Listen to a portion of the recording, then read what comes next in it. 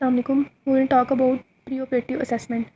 किसी भी सर्जरी से पहले एनेस्थीसिया फिटनेस के लिए और सर्जिकल फिटनेस के लिए पेशेंट को पूरी तरह से असेस किया जाता है ताकि कोई कॉम्प्लिकेशन हो अगर या कोई मसला हो तो उससे टाइमली इंटरवीन किया जा सके। इसमें सबसे पहले हिस्ट्री आती है पेशेंट की, उसमें name, age, gender, height, weight, surgery और name of procedure, date of surgery, unit कौन सा है, लाइक सर्जरी यूनिट 1 और 2, रजिस्ट्रेशन नंबर। फिर आती है प्रीवियस मेडिकल हिस्ट्री।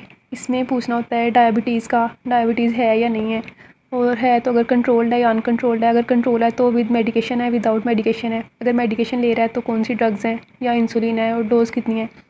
इसी तरह इस्कीमिक हार्ट डिजीज़ है उससे या नहीं है। अगर है हिस्ट्री है तो वो मायोकार्डियम MI लास्ट टाइम कब हुआ था और मेडिकेशन कौन सी यूज़ कर रहा है। हाइपरटेंशन का भी इसी तरह है, अगर है या नहीं है। अगर है तो कंट्रोल्ड है या अनकंट्रोल्ड है, ड्रग के साथ कंट्रोल है या लाइफस्टाइल मॉडिफिकेशन से है। एलर्जी तो नहीं उसे किसी ड्रग से या किसी चीज़ से, उसको टीबी तो नहीं हुआ हुआ, और रीनल डिजीज़ तो नहीं उसे कोई एसिड पेप्टिक डिजीज़ तो नहीं है। उसमें रिगर्जिटेशन का उससे पूछ लेना है या PPI वगैरह यूज़ कर रहा है वो। और स्मोकिंग की हिस्ट्री उससे पूछ लेनी है, अगर करता है या नहीं। अगर करता है तो उसको पैक पर ईयर में उसको मेंशन करना है कि कितने पैक पर ईयर है। और OSA है, ऑब्स्ट्रक्टिव स्लीप एपनिया का पूछना उसे है या नहीं। अगर है तो उसकी फ्रीक्वेंसी कितनी है एक आवर में। इसके अलावा अस्थमा का पूछ लेना उससे। किसी एलर्जी का पूछ लेना है, सीजनल या क्रोनिक। अगर है तो सीजनल है या क्रोनिक है।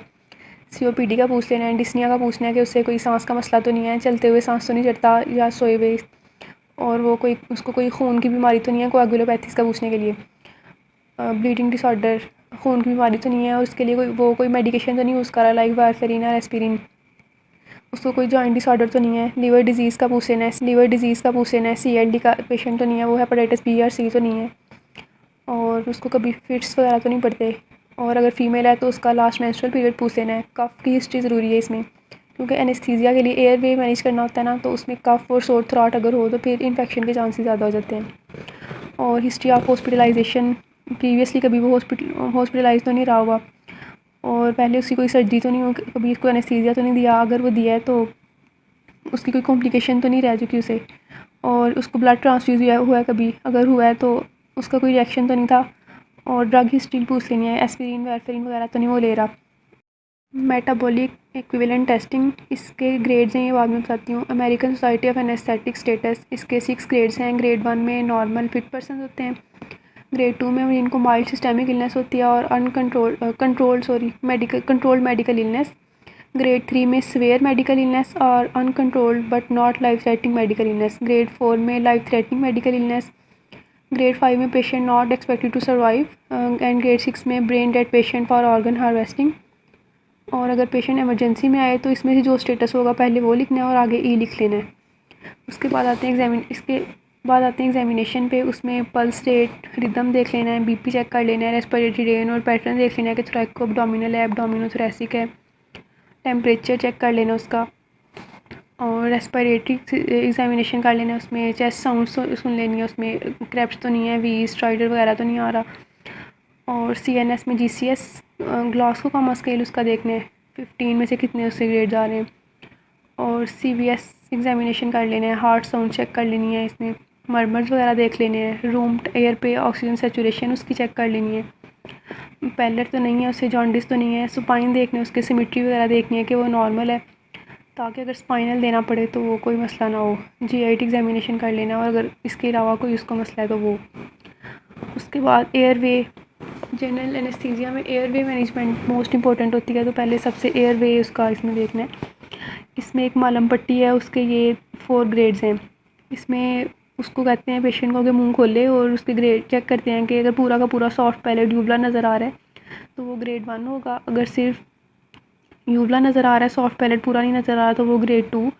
और अगर सिर्फ बेस ऑफ यूवला नज़र आ रहा है तो वो ग्रेड 3 होगा। और सिर्फ हार्ड पैलेट नज़र आ रहा है, सॉफ्ट पैलेट नज़र नहीं आ रहा तो वो ग्रेड 4 होगा। आमतौर पर 1 और 2 ही होते हैं। और इंसाइज़र गैप उसका चेक कर लेना है, मोर देन 3 फिंगर्स होगा तो वो नॉर्मल है। उसको कहना है, पेशेंट से कहना है मुंह खोले और फिर ऐसे चेक कर लेना उसका। और 1 finger is equal to 2 centimetre. जिनका छोटा होता है फिर उनकी ETT वगैरह डालने में मसला हो रहा है। और अपर लिप बाइट टेस्ट, जिन लोगों के ऊपर वाले दांत आगे को निकले होते हैं उनमें ये टेस्ट नेगेटिव होता है। वो नीचे वाले दांतों से ऊपर वाले होंठ को चबा नहीं सकते। आगे स्टर्नो मेंटल डिस्टेंस है, स्टर्नम से लेके मेंटल तक का डिस्टेंस मेजर करना है सेंटीमीटर में। और थायरो मेंटल डिस्टेंस है, ये थायराइड से मेंटल तक आमतौर पे फिंगर से मेजर करते हैं इसको। 3 फिंगर्स से ज़्यादा जो है, 3 फिंगर्स नॉर्मल है और 1 finger is equal to 2 centimetre, मतलब 6 सेंटीमीटर जो है वो नॉर्मल है, इससे ज़्यादा या 6। नेक सर्कमफेरेंस चेक कर लेना, नेक एक्सटेंशन, उसको कहना है कि अपनी गर्दन इधर उधर मूव करे, ऊपर देखे दाएं बाएं देखे। और उसके टीथ देख लेने हैं, कोई दांत हिलता तो नहीं है, कोई आर्टिफिशियल टीथ तो नहीं उसने लगाए हुए। अगर वो लेरेंजियोस्कोप वगैरह डालें तो वो बाहर भी आ सकते हैं, अगर आर्टिफिशियल हों तो उसको रूल आउट करने पहले। और अदर उसको कोई प्रॉब्लम है तो वो मेंशन कर देनी है। फिर उसकी लैब्स उसकी देख लेनी है कि एचबी कितने हैं, प्लेटलेट कितने हैं, टीएलसी कितने हैं, urea, creatinine, sodium, potassium, bicarbs, calcium, bilirubin, ALD, albumin, ALK, PT, APTT, INR, ECG और chest x-ray, hepatitis, surface antigen, anti-HCV, HIV, urine examination, echo, others. और इसमें डिपेंड करता है कि पेशेंट को किस तरह की सर्जरी होनी है। अगर किडनी से रिलेटेड है तो उसमें ये कराना पड़ेगा, क्रिएटिनिन वगैरह कराने पड़ेंगे। अगर लीवर से रिलेटेड है तो, या जीआईटी से रिलेटेड है, फिर एएलटी वगैरह कराने पड़ेंगे उसके। और नॉर्मली एचपी वगैरह तो हर किसी में करा रहे होते हैं।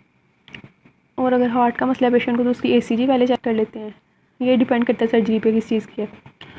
और एंटीसिपेटरी प्रॉब्लम उसका देख, इन्फेक्शन और ब्लीडिंग होते हैं। और कंसल्टेंट एडवाइस, अगर कंसल्टेंट इसके अलावा कुछ एडवाइस करना चाहता है कि कोई स्पेसिफिक टेस्ट तो वो यहाँ पे लिख देना है। और अगर उसको ब्लड चाहिए पहले तो ब्लड प्रोडक्ट्स एंड अरेंजमेंट का ये लिख देना है।